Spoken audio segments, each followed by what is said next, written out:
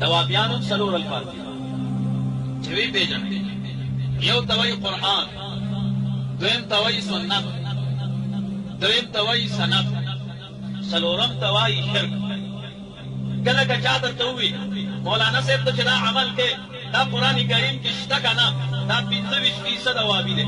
که درته ووي حدیث کې شته، دا 50% وابي دی.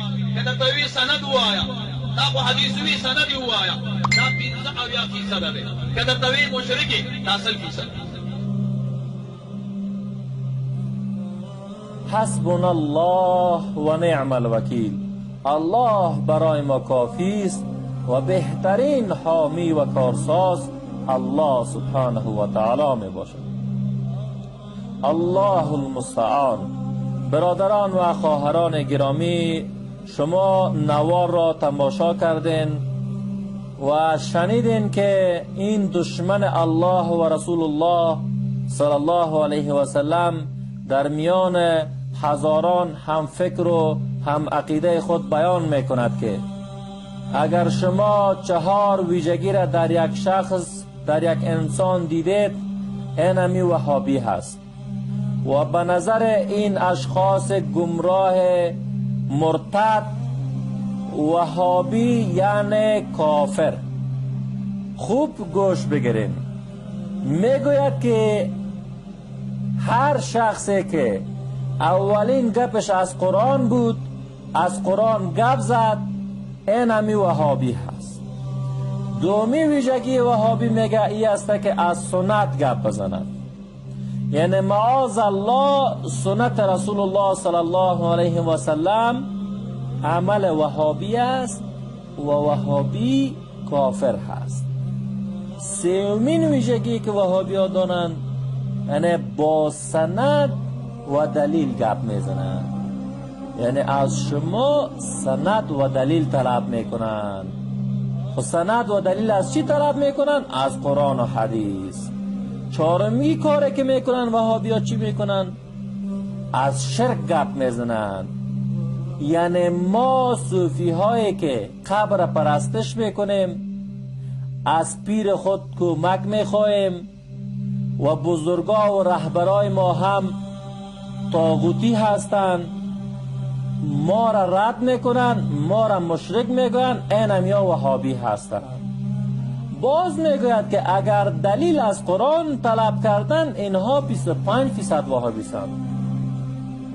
معاذ الله، دشمنی با قرآن کفر است. اینها میگوین خودشان به زبان خود که اگر دلیل از قرآن خواستن 25% وهابی هستند. وهابی یعنی دشمنان اینها. و هر کسی که دلیل از قرآن خواست، این همی وهابی است. و اگر دلیل از حدیث خواستن 50% وهابی هستند. معاذ الله، یعنی دشمنیشان به رسول الله صلی الله علیه و سلم آشکار کردند. اگر از شما درخواست سند و دلیل کردن، اینها 75% وهابی هستند.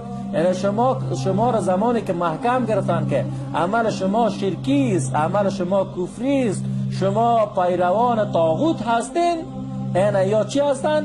75% وهابی هستند.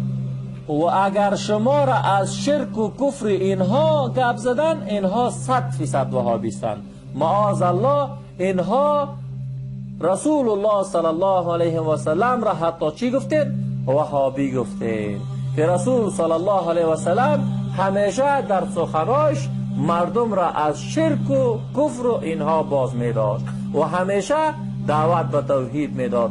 و اینها میگن هر کسی که از توحید گپ زد، از شرک گپ زد، این همی وهابی است و وهابی کافر است. به نام وهابی، به نام وهابیت اصلا نه مذهبی است، نه منهجی است و هیچ اثر به نام وهابیت وجود ندارد.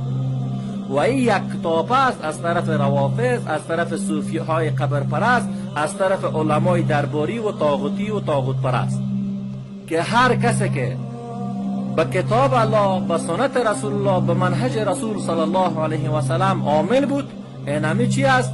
وهابی است به نظر از اینها. و خود این شخص مرتد بیان میکنه که هر کس از قرآن بیان کرد، هر کس از سنت بیان کرد، هر کس شرک و کفر و توحید و اینها را بیان کرد، این همین چی است؟ وهابی است. و وهابی چی است؟ کافر است. و این کسی که بیان کرده که خودش مرتد شده و هر کسی که هم فکر و هم نظر و هم عقیده از است، اونا هم کافر مرتد هستند. و هر مسلمانی که بگویه که من این 4 ویژگی را ندارم، این شخص مسلمان و معاذ الله کافر میشه. پناه به الله. کدام ویژگی را؟ از قرآن چشم پوشی کند، از سنت رسول الله چشم پوشی کند، شرک رد نکند، کفر رد نکند و همیشه دلیل از قرآن و سنت داشته باشد.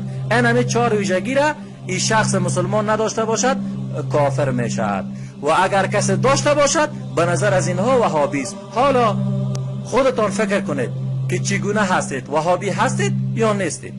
در حالی که به نام وهابیت هیچ چیزی وجود ندارد.